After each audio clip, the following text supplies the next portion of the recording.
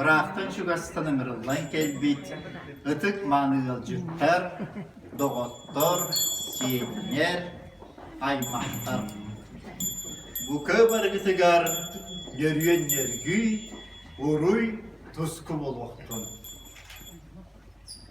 Arkalıktan tehinne, ayı aymaktara, yok sütten köntöstüğü, gün ayı olara, yüyerek köter, tümser günleri ger, öbüge bütügehinen, algı seter, anal çaspıt ümine.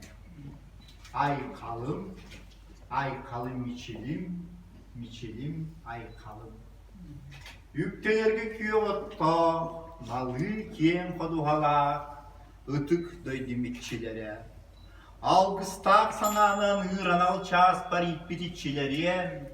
Aybı dayı hırtların bettek yeki bolun diyen, sühüyakter benim sügürüyen, kolcuktak benim kompuyan, gör dehener diyan boldu.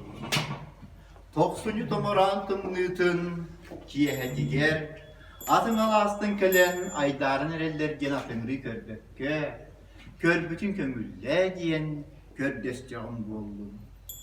Bugünkü tökünge, ağa huvansıl anara tüger, toğuz tomtordaq çurapçı siriger, anna kida sevna, kün sirin körbüt, ütüyeken tünüger, barım ustan, as ürdün aktararı, mustulut, ıtık kiyebetiger, al vuputun ahatan, algıstan, aygıstan erdek bit oldu.